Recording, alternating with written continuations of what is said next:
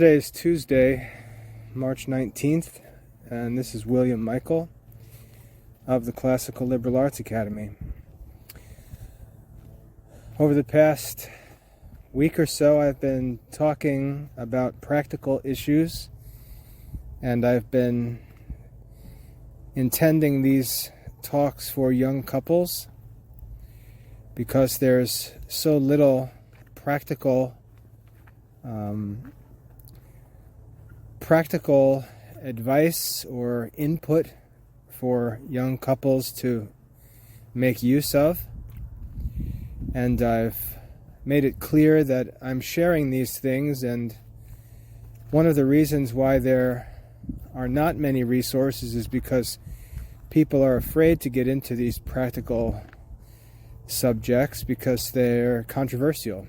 So if you've got a client base or customers or fans and you're worried about keeping your revenue intact, you have to be very careful that you don't talk about subjects that might divide your audience or upset people. And that's why most of the stuff people talk about, usually they try to keep it pretty calm, vanilla, so it pleases everybody.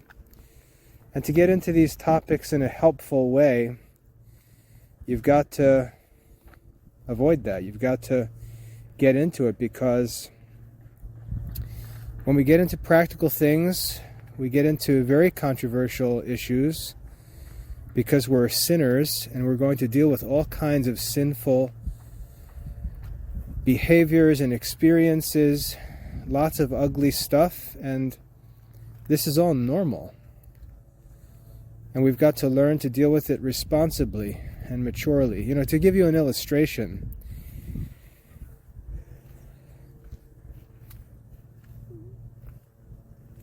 if you're a nurse in a hospital and you see a naked body, you don't think much of it because you've learned to think of things clinically. You think of your job, you think of the work that needs to be done, and you don't have an immature, giggly, foolish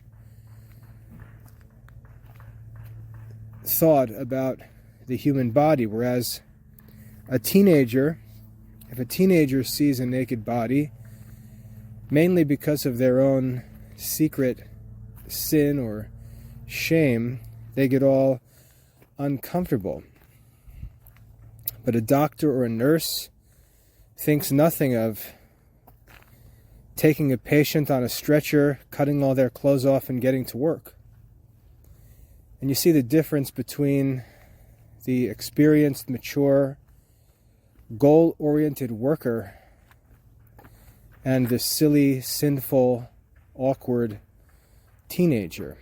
And when you get into these practical issues, many people, especially Christians, many people, when they face issues of sin and practical matters, they act like awkward teenagers. And there's reasons for that, rather than experienced first responders, nurses, doctors, and so on. And when it comes to practical affairs in life with parenting and household management, we've got to learn to work like experts. We've got to be mature.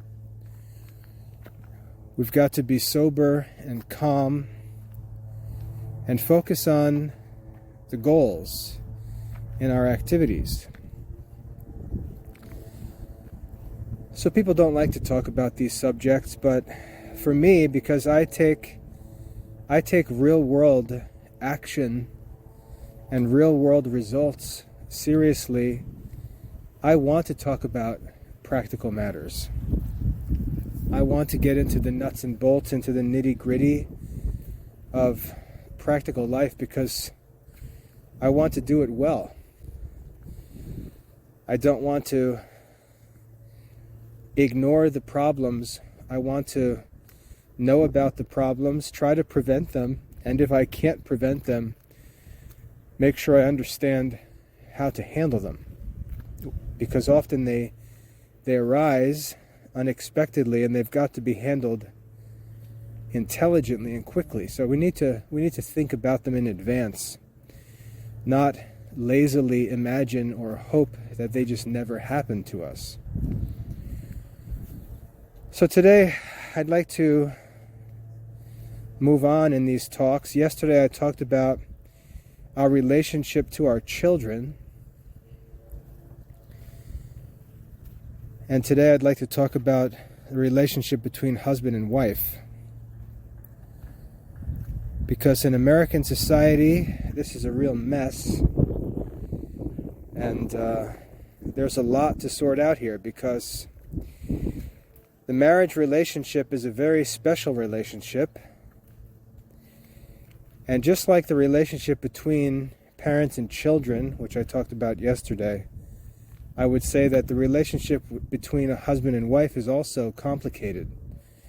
It's made up of a bunch of different parts or layers. And understanding those layers, at least from my experience, and let me just provide some background. I've been married for 25 years to a girl that I met when I was 17 years old. My wife and I met in high school. We're both 17. We're seniors in high school. We started dating when we were 17 in high school, and then as college came, we sort of were on and off through college, because both of us were really pretty dialed in on our work and studies. And then when we were finishing up with our undergraduate work and getting clear of all that, we got married in 1998. So that was 25, going on 26 years ago. So we've been together a long time. We met as unbelievers. Well, at least I was an unbeliever. My wife was an evangelical. I became a Christian with my wife, and then together we slowly moved towards the Catholic faith and converted in 2005. So we've been together for a long time, and we've been through everything together. And so I think I've experienced many of the different aspects and sides of married life. So I'd like to share some of my thoughts and experience, what I think has allowed my wife and I to enjoy a stable and happy marriage. Now, when I talked about children, I said the relationship is complex. There's different relationships that exist between us. Even though there's, one principal relationship, we actually have a number of different relationships, and that's true of husbands and wives as well. First of all, my wife and I have a simple human relationship. And as such, I'm concerned for her welfare, and she should be concerned for mine, unconditionally. So that's the first layer, just a simple human concern for one another. And then after that, we have a married relationship, even if we just consider it to be a human marriage. And that marriage is a relationship that is exclusive and intimate, and it aims primarily at the procreation of children and the establishment of a family. But that's a natural relationship, because unbelievers have that relationship. That's not a Christian relationship exclusively. That's a natural relationship. People were getting married before the Catholic Church even existed. before the sacrament of matrimony was established, there was already marriage in the world. There were already good marriages in the world. And so we've got a human marriage, a human relationship. That's rational. And you could say, well, no, Christianity did not invent marriage. The good of marriage can be demonstrated philosophically without any help from divine revelation. The sacrament came later and revealed different significance in the marriage relationship and also brought grace to that relationship, which I'll talk about in a minute. But we've got a natural human marriage relationship between us that has given us children. So that leads to another relationship, which is a relationship as fellow parents of our children. So we're fellow parents. It's another aspect of our relationship. And then we come to the same kinds of issues I talked about yesterday with children. We have a cultural relationship. We have an intellectual relationship. We have a religious relationship. Being Christians together, we're brother and sister in Christ. And for my wife and I, we are also Dominicans together. So we have a relationship as fellow Dominicans living together. And with our work and education, we're also co-workers to some degree, though my wife doesn't help much anymore. She spends most of her time with our children because their lives are so busy right now. The CLA is primarily my work at this point. But that's another aspect of our relationship. So you can see there's all these different parts, all these different layers to our relationship. And I think for a happy relationship, we've got to always think of all of them. And you know, some of them, or one of them, might never work. And my wife and I have experiences like that. There are some aspects of our life together that my wife and I don't agree on and will probably never agree on. And that's all right. We don't fight about it. We just sort of give each other space with respect to those issues and, get a life. Find something else to do. Mind your own business. There's plenty of work to do. We don't have to be carbon copies of each other. But we've got to understand these different layers of our relationship. Now, when you think about a divorce, and you think of how many layers of that relationship are destroyed by a divorce, and the question is,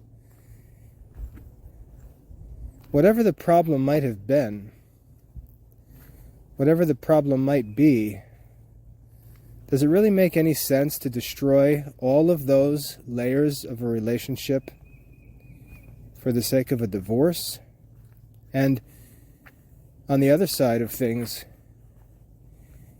if you've got problems running through all of those layers to the point where you don't even want to be with that person anymore, how did you ever decide to marry that person in the first place?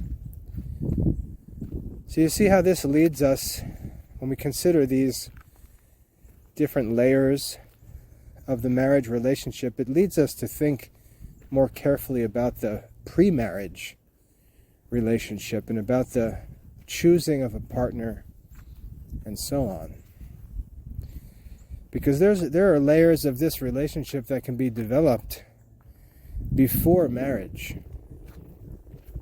In fact, most of them can be developed before marriage, and they should be developed before marriage. for example, you should already care about each other, humanly speaking, before you get married. And you might think that's obvious, but the way people treat each other makes it clear that this should not be taken for granted. And just think about it. Premarital sex, for example, is behavior that doesn't take into consideration the welfare of the other person. So you can practice and develop a good human relationship, just caring for each other's welfare, long before there's any talk of marriage. And if you're a single person and you're talking to someone or dating someone, whatever, and you realize this person really doesn't care for my physical and mental welfare. This person really doesn't care if I'm safe. You know, you think back to ideas of good manners. Good manners are really human manners. For example, if a man and a woman are walking down a street side by side, let's say along the sidewalk, on which side of the sidewalk should the man stand? He should always stand on the side facing the road. Why? Because A, he's normally stronger than the woman, and being on the roadside would allow him to attempt to protect her from any trouble that came from the roadside. And you see that rule for good manners, and all rules for good manners, are really just a simple exercise of concern for the other person. So that's a layer of the relationship that can be developed before two people get married, and that's what premarital couples should be working on. They should just be taking care of each other, helping each other, developing that aspect of their relationship. They can be cultivating the cultural relationship between them by seeking to find a culture that they enjoy together, finding things that they both enjoy, developing some common cultural activities and pastimes. You know, my wife and I came from very different backgrounds.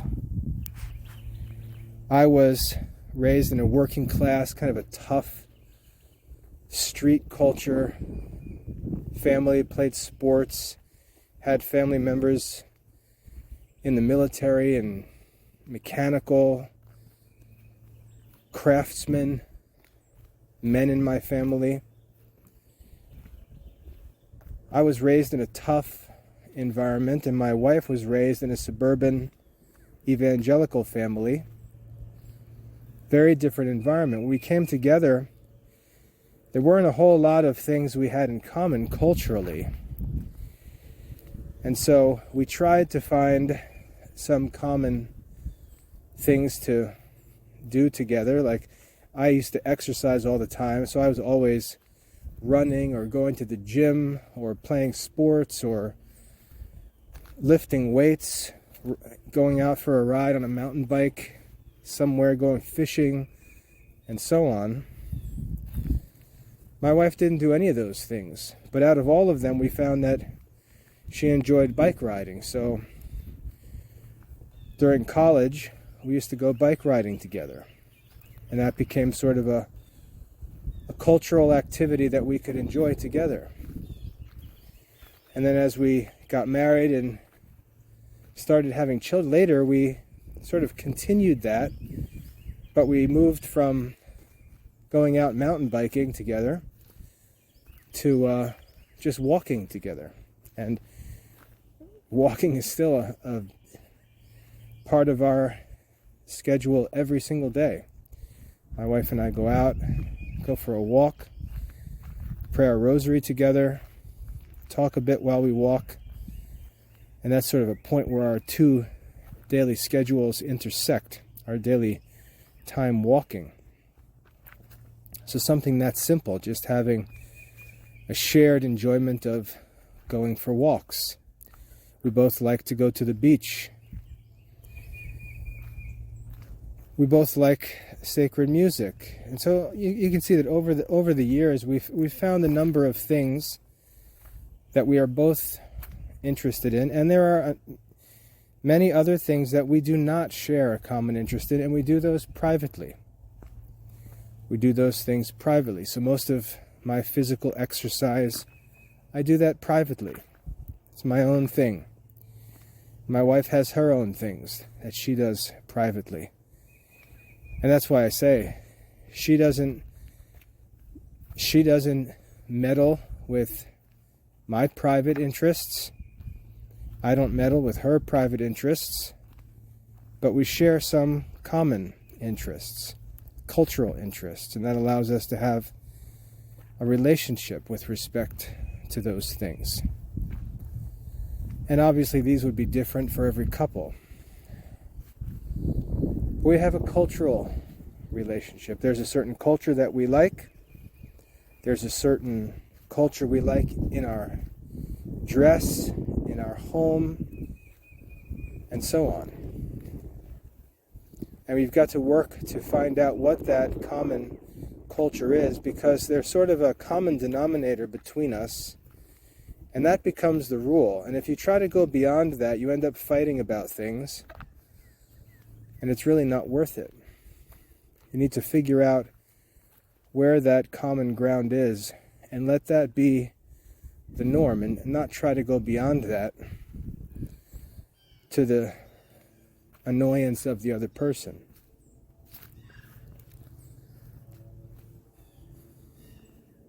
So we have a cultural relationship. Then we have an intellectual relationship. And fortunately for my wife and I, we both went to college together, had the same professors, studied the same major, both love classical studies, both love Christian studies. As I said before, both Dominicans. So my wife and I have a very strong intellectual relationship, but we don't agree on everything. It's not like we're carbon copies of each other. In fact, we disagree on lots of things.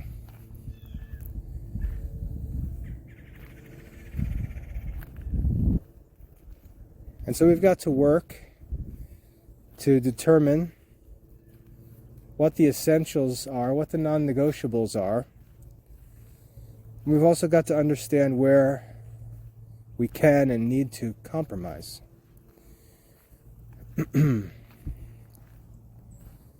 by compromise, I simply mean not to try to force the thoughts or convictions of one upon the other, but respect each other's freedom, not be annoying, mind our own business, and so on. Obviously, I'm a little different because my thoughts and opinions are published. They're known by thousands of people, whereas my wife's aren't. I'm one of the few people on the planet that knows my wife's thoughts. And we definitely don't agree on everything. And we argue about stuff all the time, but we understand that it's an intellectual argument. It's not a personal argument. It's an intellectual argument, like a debate. And we disagree on stuff all the time. Talk about things, argue about things. When I say argue, I don't mean throw pots and pans at each other or fist fight. I mean, we just talk through things, share our thoughts. My wife's not afraid to disagree with me. I can just feel her. She doesn't even need to say anything. I can just feel it. I can feel the spirit of disagreement in the room as we're talking. Because we've been together so long, there's a lot that we don't even need to say. We can just sense. But there is a there is a common ground between us, and we enjoy that common ground, and we sort of leave each other alone on the other issues. Get out of each other's face. I think a lot of fighting between couples is because they just don't leave each other alone. Go find something to do. It's like they're looking for fights. And you're not going to agree on everything, and you need to just let those issues lie. So we've got an intellectual relationship. And then as we get into marriage, I should say we have a Christian relationship first as well, because ideally you would have a Christian relationship before you got married. We did. Though it wasn't Catholic, but we were both Christians. And even before we were married, we were active as Christians. We were both college students as Christians. We were both active in our local church as college students. Before we were married, we were both active in campus ministries before we were married. And so we cultivated a common religious life together before we were married. And we could work on that, again, before we needed to think about marriage or raising kids or anything like that. So my point is, there's plenty of stuff to work on before a couple gets married. That relationship, that lifelong relationship, doesn't need to be sexual, but it can be very personal, very intimate, and it can be started before the wedding day, long before, in fact. My wife and I were together, not steady the whole time, because, like I said, we were busy and took breaks from each other to work and study, but we were together from 1992 to 1998, 6 years before we got married. And that's what we did. We developed our relationship, spent time together, built relationships with each other's families during that time, developed our own religious lives, worked on our own studies and career plans, enjoyed hobbies together, and so on. And you can see those years are important for a good marriage. And there's lots to work on. There's no rush to get married, because you can enjoy a very happy relationship together, knowing you're going to get married, but realizing that's really only a part of your relationship, albeit an important part. And we helped each other become Christians in many different ways. We helped each other become Christians. And we talked about a lot of issues. Before we got married, we talked about how we wanted to live, what our life together would look like, what our daily routines would look like, what church we would go to, all that kind of stuff. We talked about all that stuff. Had those discussions before we were married. So there's lots to work on before marriage, and when you're in a marriage, it's a very complex relationship with lots of different parts, lots of different layers, and if you're already married, you may not have teased those different aspects of your relationship out. You may have never thought about them one by one, and having them just all jumbled together in a big knot might actually be a cause of trouble, and it might be preventing you from being able to identify what the trouble is and working on it together. But there's a lot to talk about with all that stuff.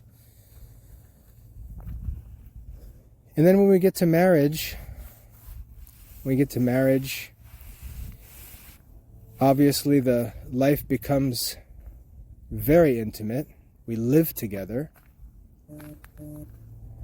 There's a sexual relationship, an intimate personal relationship that's unlike any relationship in the world.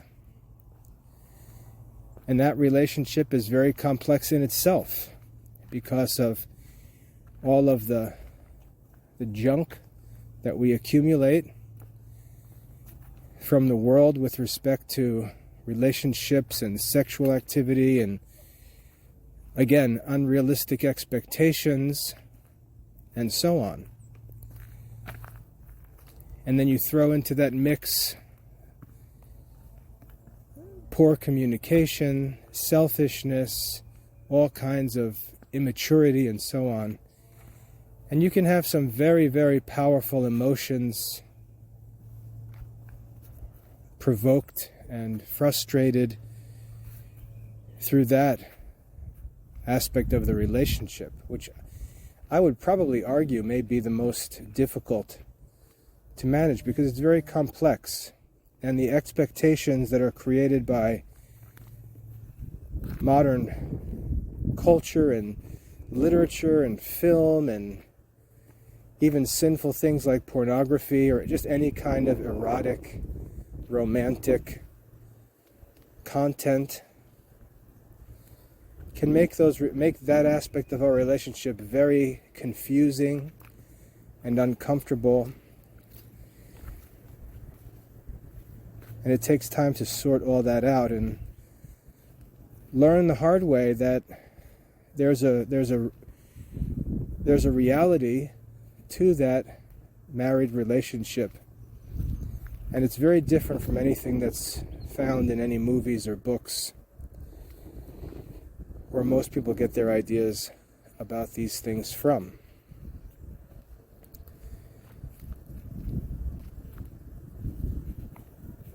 And then, as I said before, this also develops into a parent's relationship. But let's talk about the relationship of a husband and wife with respect to a social order in the household. Because this is the topic that most people like to talk about when they talk about married life, and I think they really get this wrong. You know, the problem in 21st century American culture is that women don't want to be women and men don't want to be men. That's really the problem. Men don't want to be the selfless, sacrificial worker who goes into the world, earns a living, and provides for his wife and children. Modern men want to be in the home, enjoying the comforts of home life. They want to live like children. They want to be in the kitchen or in the living room. It's like they're on a tether to the kitchen. Men are willing to work, but then they want to be home to play with all the stuff that they buy. They want to eat the food. They want to enjoy the comforts and so on.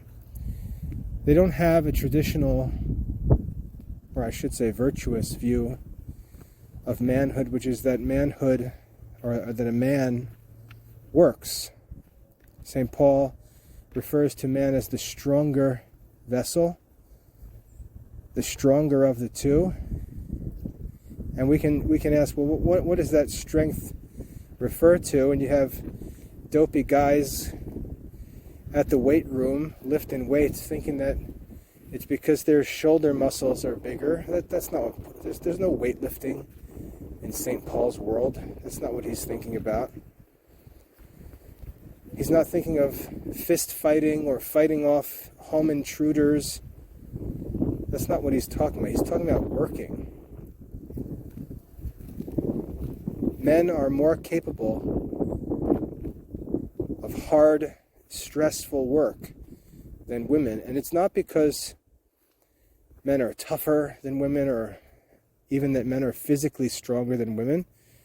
It's very possible that a woman can be physically stronger than a man. But it's primarily because in the normal course of events, women have to deal with physical problems that men are free from.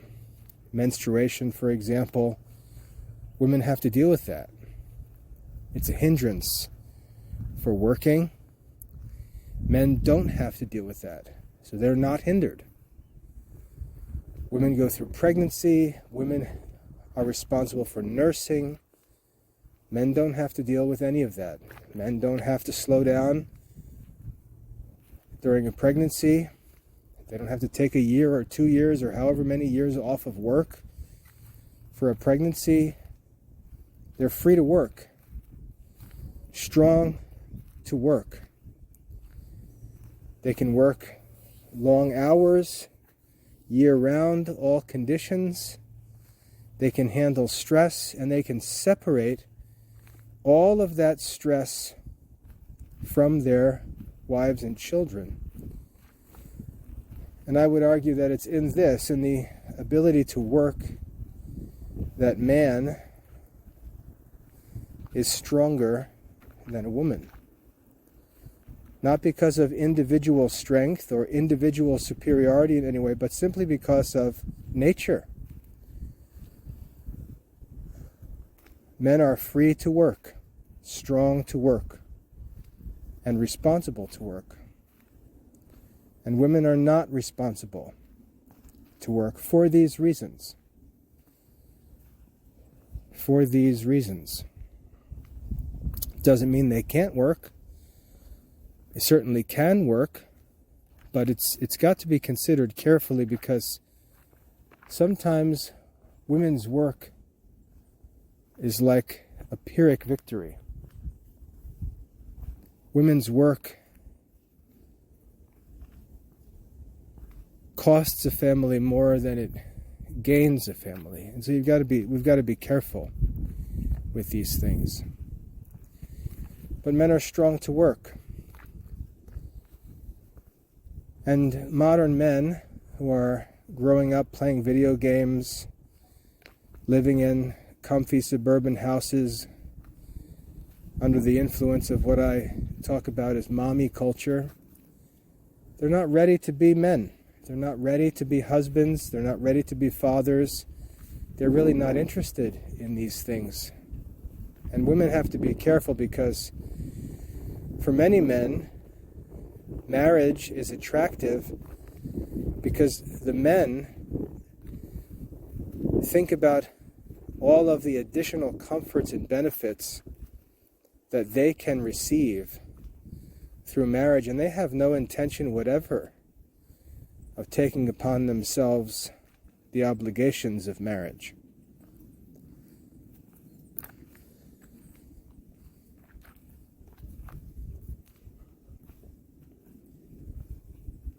You know, if you're a young woman and you're dating a young man and he's not interested in studying, he's not really interested in working, and you say, "Oh, he's so cool because we just hang out and have fun and play," that's the man who's going to provide for you and your children one day. You better make sure that your interest in fun dates and play isn't leading you to commit yourself to a man who's never going to work. A good spouse will be working. As a young man, when he's in college, he'll be working.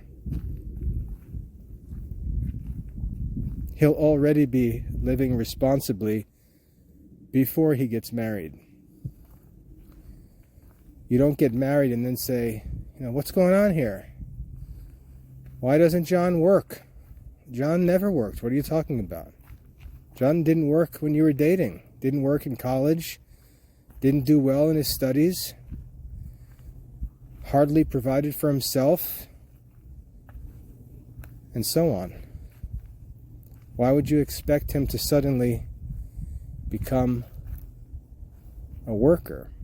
So, modern men, they don't want to be husbands and fathers, and women have to be very careful.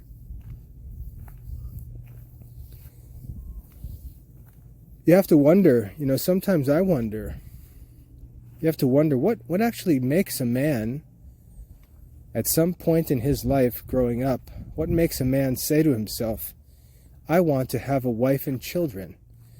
I want to provide for a family. It's a pretty radical desire. And I'm not sure where that desire comes from. It's an interesting thing to think about. Where does the desire to become a husband and father come from? A genuine, real desire to take upon oneself the burdens of marriage and family life. Where does that desire come from? It's obviously not necessary. Where does it come from? It's something to think about.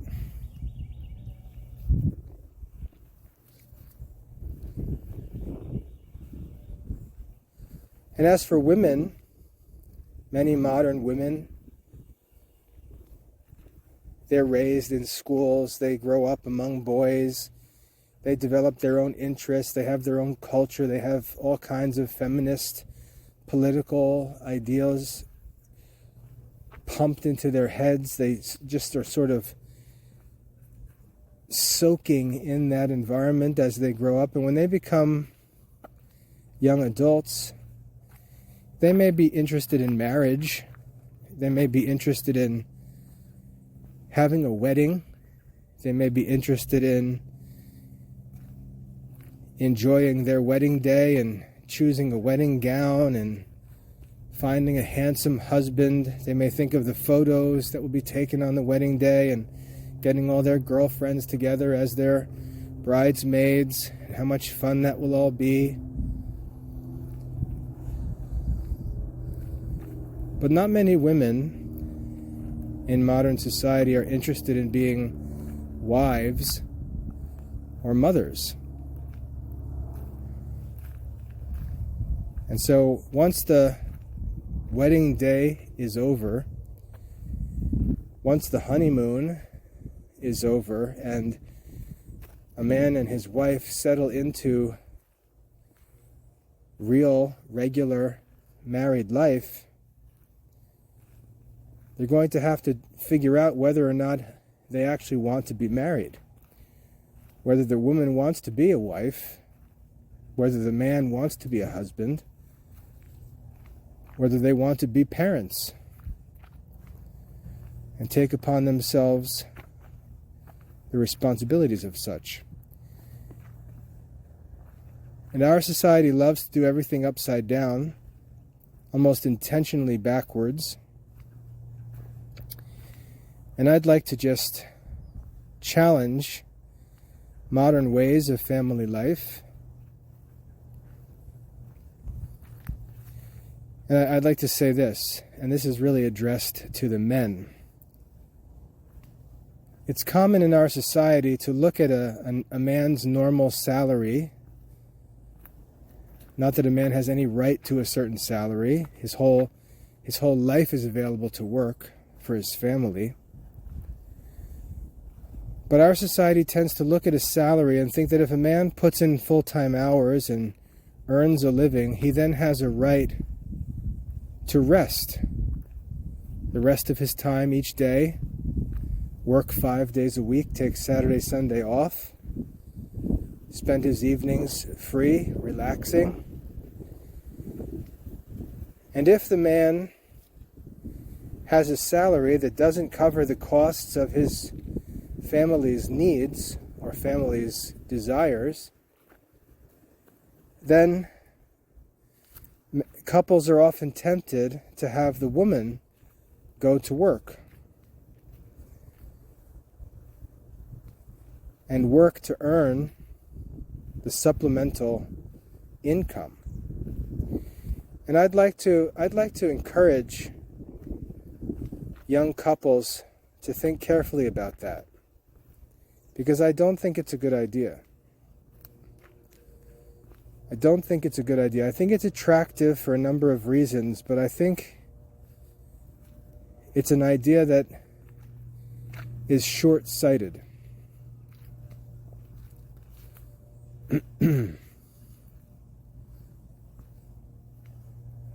My wife has never had to work to earn any money. And the reason why is because if I was working regular hours in a job and my work was not providing enough money for our family's needs, I would think that either A, I needed to find a different kind of work that would provide for my family's needs, or B, I need to find additional work.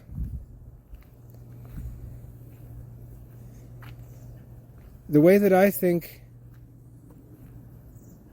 financial needs should be addressed is by man taking all the burden on himself. And the reason why is because a man can provide for his wife and children to enjoy a stable, peaceful life. And that's really important, especially for the children. It's important for them to have a stable life. It's important for them to always have supervision. It's important for them to always have someone available, an adult. It's important for them to always be watching an adult model good behavior. And I think it's more important for a husband to provide his wife and children with a peaceful, quiet life than for the man, and I know this will upset a lot of men, maybe even some women. I'll talk about that later. But I think it's more important for a man to take upon himself all of the cares of this life, all of the stress of providing for his family, all of the stress of earning the money. Take that all upon himself and leave his wife and children free from it, so that they can pursue, there's a reason, so that they can pursue better things. Not so that they can sit home and play video games or goof around watching television. It's so that the mother can concentrate on better things and the children can enjoy better things. For example, we might think, a man really needs to be involved in teaching his children the faith. But that's not true. That's not true in the sense that men think of it. Because modern Christian men tend to think like Protestants, that everything is about doctrine.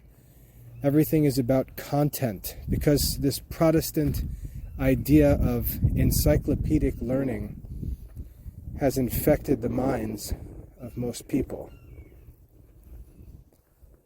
The children don't need encyclopedic knowledge about God. It doesn't need to come from their father. They're not being raised to follow their father. The church is full of men who can teach the faith. The kids don't need to have the lesson come from dad. There's one thing that the children need from their father, and it's provision. It's provision. The book of Proverbs says, houses and lands are from fathers. When a man has a child, he owes that child provision. It's the father's responsibility to provide for the needs of that child. And the needs are not mere food and clothing. It means all the needs of the child. Providing for the child according to the golden rule, to provide for the child as you would want someone to provide for you. I think men pretend to be interested in teaching their children or raising their children really as a cover for a desire to simply be at home rather than working. They often act as if physically being with their children is more important than them working for their children. And when you've got young children, this is especially common in young couples, young men who have toddlers or infants at home, because the kids are like playing on the floor, playing in a crib, crawling around on a blanket. And it's fun to imagine that that child needs daddy to be laying on the floor or sleeping on the couch with the baby in his arms. Oh, what a good father. But that's really not true. Because that child's going to grow up quickly. And that child is going to grow up and have his needs increase at a speed that that father is not going to be able to cover by his work. And a father, in order to prepare, in order to get himself into a position to provide for his children as they get older, when their needs become more substantial, and they need not only financial support, but they need advice, they need connections, and so on. During those early years when the children are young, those are the years when a man can actually work more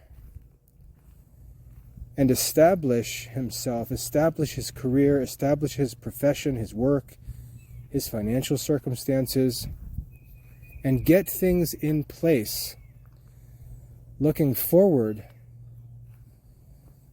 to those more expensive days to come. And many men don't do that. Many men spend those early years rolling around with the infants, playing with the toddlers, and while they're doing that, nobody's working for the family. And contrary to what anybody says, that playtime relationship is not essential. And even if it was beneficial to some degree, when the needs arrive as the child grows older, and the child needs education, the child needs help transitioning to independent adult life, the child needs help going to college, the child needs help starting a business, the child needs help with the costs of even getting married and starting a family,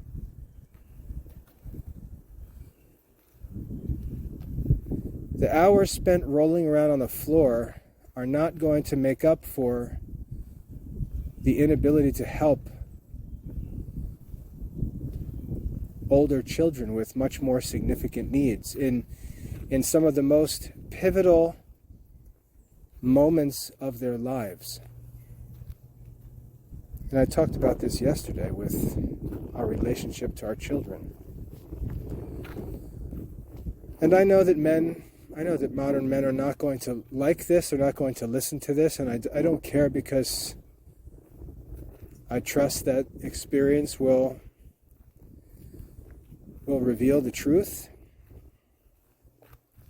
But I know in my own children's life, my children really didn't need me very much when they were younger. But as they've gotten older, they've needed me more and more.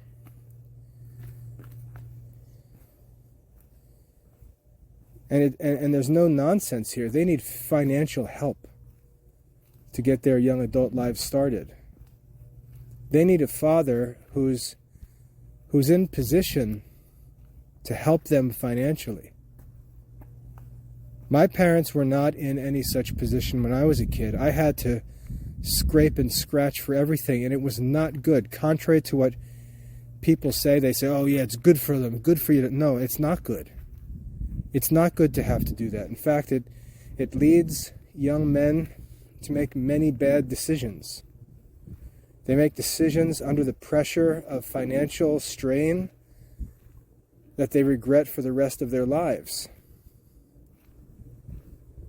Whereas a little bit of financial support at that crucial moment could have allowed them to reach far better circumstances. It's not good for the kids to be pushed out into the world and told to sink or swim. It's not good. That's not the golden rule from the father's perspective. If a child doesn't have a father, then he should be ready to do that. I had a father, but my father was not in a position to help me at all. But I would never want my children to have to do what I had to do.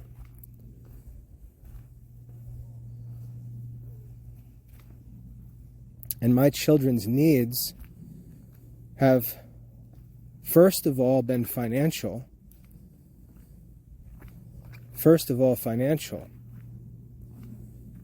For example, they go to college and they have an option. They can work part-time, study full-time.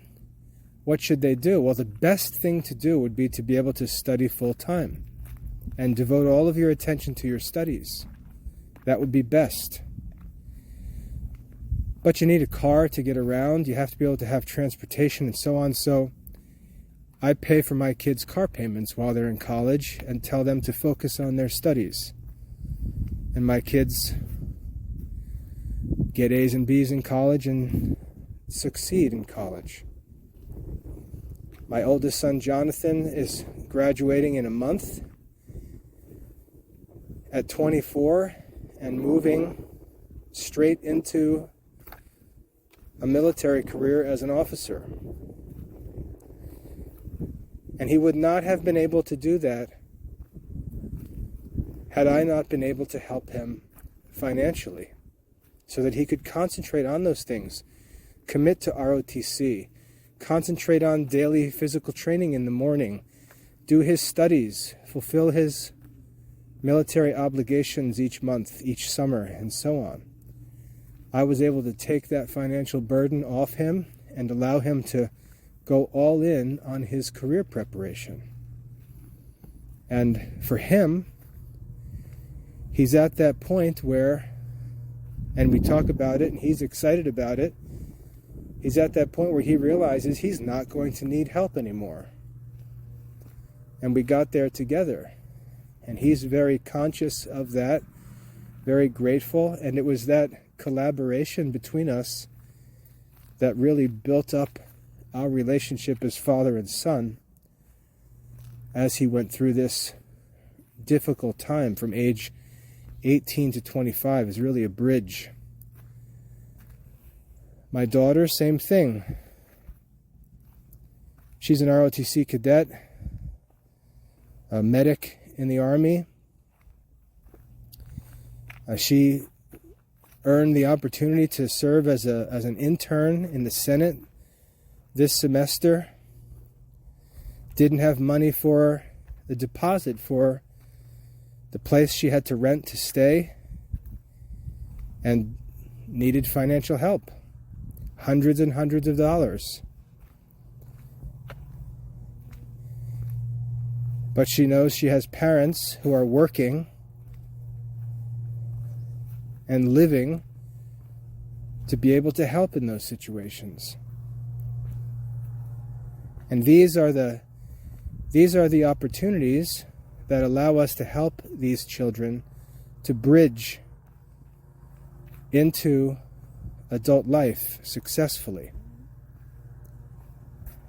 And I would not be able to do these things if I spent my children's childhood playing with them. And I've never had a child complain and say, "Oh, I wish you played with me more. I wish you spent more time playing blocks with me. I wish you spent more time running around on the lawn." I've never had a child say anything like that. All I hear from my children is, "Thanks, Dad. Love you, Dad. Thanks, Dad."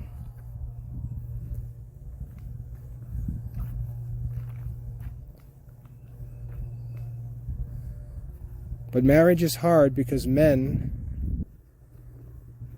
want to continue living like children, and it creates a million problems in the family. And it's simply not loving towards the wife, because as I said, the wife is going to go through all kinds of strains and stresses on her own. And she can't have stress to make money. She can't be under pressure to pay the bills.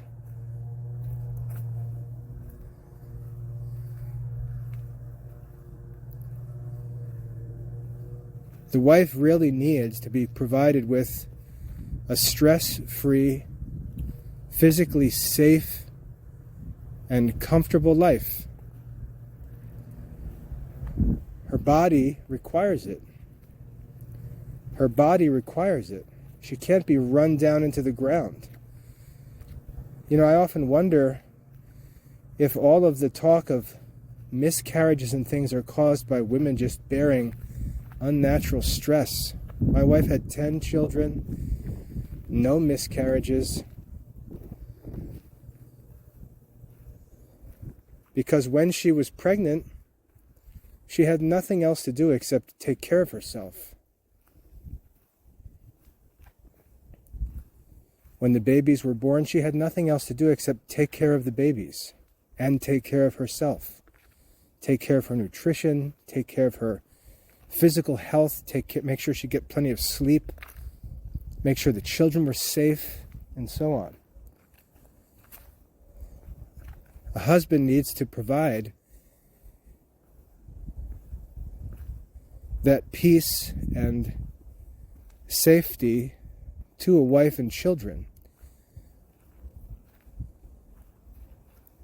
And a husband's working and providing can do far more good for the family than his physical presence.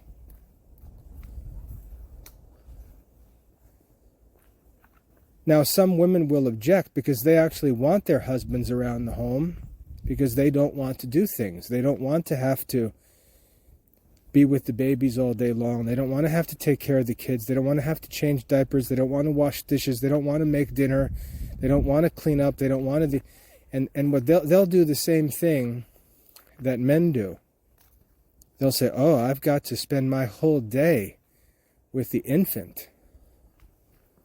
And it's spiteful because it's not true. It's not necessary. Again, my wife had 10 children.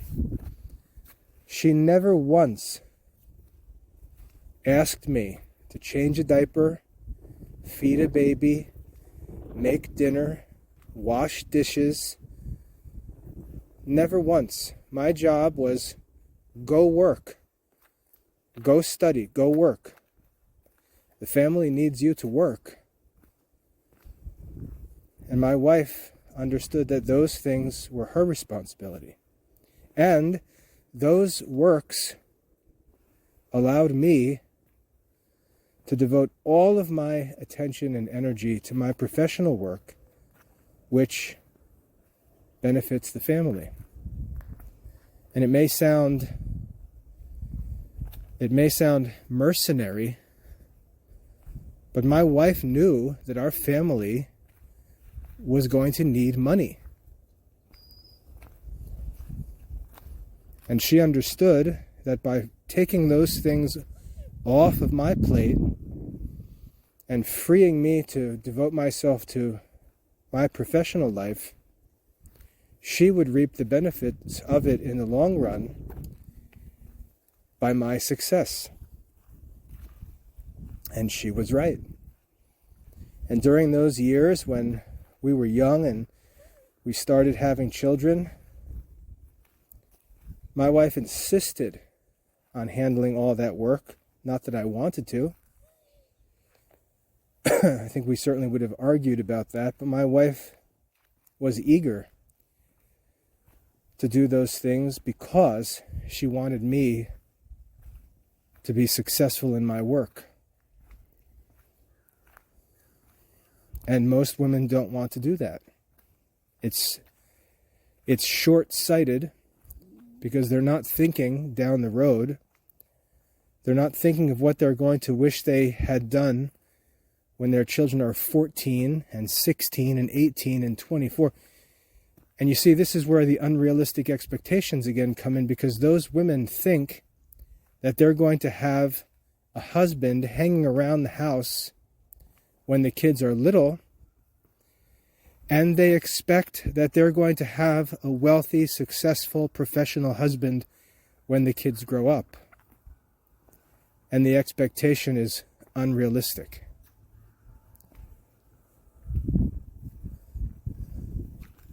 If you have a husband who's changing diapers and playing with toddlers while other men are working, your husband is not going to be successful in business. And you're going to regret it later on when you see your children growing and they've got needs and you're unable to help them. And the effects of that are very serious, because when our children find themselves in that period of life between 18 and 25, where they're transitioning from the life of dependence to the life of an independent, if they see that no help comes from home, they lose, reasonably, they lose concern for family life. And they're forced by their parents, they're forced, when they need help, to look to other sources. And there are plenty of other sources ready to help them. And this is where many of the problems in modern society come from. That period of life is a perfect opportunity for all kinds of worldly institutions and persons, groups, to find needy young adults who will do all kinds of things in exchange for help during that period of their lives. And parents, Christian parents especially, can protect their children from those circumstances. So I would warn against this sort of popular Christian habit of having women who don't want to do the tasks that were traditionally considered women's work, and men who want to hang around the house and act like babysitters and housekeepers and nurses. Because when the man is doing those things, nobody is working for the family. And those activities really don't need the strength and skill and attention of an adult man. Whereas work to provide for the family will demand everything that man's got. And it's where his efforts should be directed. He's a layman, after all. The same thing happens with religion. Married men will get married, and women do the same thing. They'll get married and all of a sudden decide that they want to be religious.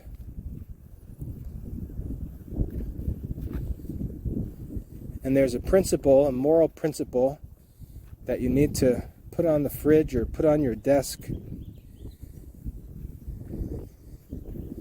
Just 3 words.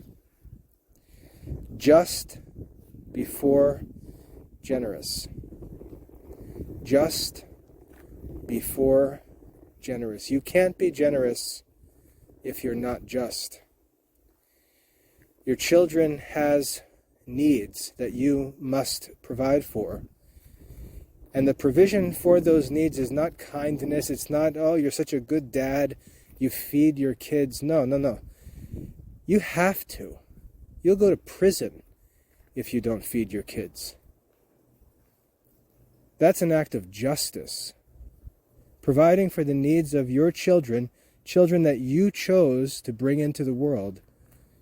Providing for those children is a matter of justice. And until you fulfill those obligations, you can't be generous. Because the apparent good that you're doing, you're doing with somebody else's resources, namely your children's resources. And then what are you going to do when those kids grow up? When those kids grow up and they say, Dad, can you help us with this? Dad, we need help with this. Dad, can you lend us some money? Can you help us financially with this? Can you help us with college plans? Can you help us with business plans? Can you give us some connection?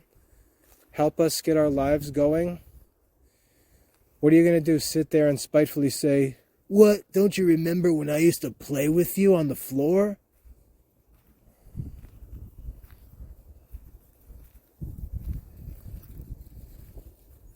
That is what people do. That is what men do. They mope around feeling sorry for themselves because their 20-year-old sons don't accept their toddler time as the fulfillment of all of their parental duties. And it's not just to do that to the children. It's not just. We must be just before we can be generous. So as we think about all these different things, I know I've reached an hour, so I want to wrap this up. But you can see how there's these layers, and these layers all relate to the marriage relationship. They all relate to the marriage relationship. Men want to talk about being the head of the household and wives obey your husbands. The command, wives obey your husbands, is a command for wives. Paul's not talking to men when he says that. That's none of man's business. When Paul addresses men, he doesn't say make sure your wives obey you. He says love your wives. So the obedience of a wife is none of a man's business. That's a woman's business. And a man who loves his wife and is responsible and is just and generous, that man will be respected and obeyed by his wife.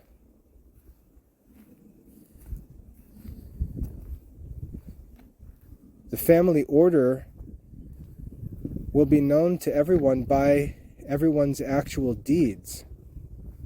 I mean, to be realistic, if I walked into the kitchen in the evening and my wife and kids were in there, and my wife decided to argue with me about business or something like that, my kids would laugh at her. Because they all know that I do the business. And my wife would never do that. My wife would never argue with me about finances or business decisions or the kids' education, even religion. She would never argue with me on those things. She would always submit to me because she trusts me. She knows I'm serious. She knows I think through things, talk to people, study. And she'll trust me, even if it's something she doesn't like. That's obedience. She'll always be subject. It's not something we need to talk about. It's something the whole family understands. When I tell my kids to do something, they don't disobey. They don't step up to me as their father, because they know they depend on me. And when we read things like fathers are to discipline their sons, and you get all these men talking about spanking their children, you're not going to spank a 16-year-old. Children obey their parents out of respect and a sense of dependence. They know not to bite the hand that feeds them. But if the hand doesn't feed them, well, then you've got a mess. And there's no amount of spanking or punishing or fighting that's ever going to fix that. If the relationship is right, if everyone in the family is doing, especially mom and dad, husband and wife, if they're doing what they're supposed to be doing, family order takes care of itself because it's real. It's de facto. But if we're not doing what we're supposed to be doing, and some dad, for example, who doesn't work, decides that he's going to stand in the middle of the house and give commands, he's going to be the one laughed at.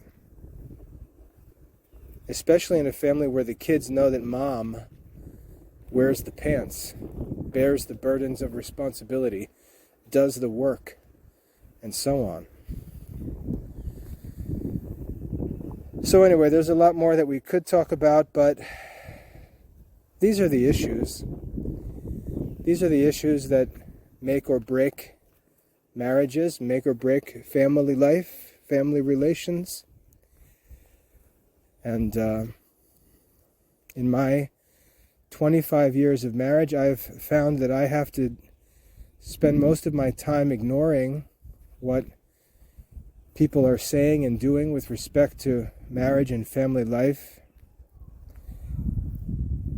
And I enjoy very happy marriage with my wife, as I said before, and I enjoy very happy relationships with my kids.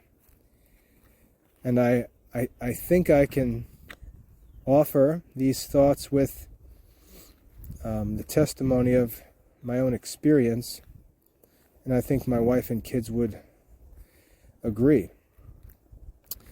So anyway, I hope that's helpful. Think about these things. If you have any questions, if you want to argue with me about any of this stuff, feel free. I'd be happy to talk about it. I always doubt my infallibility, as I say. But if you're going to respond, what I ask is that you send me an email. Don't start with the YouTube comments and nonsense like that. Send me an email. My email address is simply mail, M-A-I-L, @classicalliberalarts.com. I'd be happy to talk about these things. Anyway, I hope that's helpful. God bless.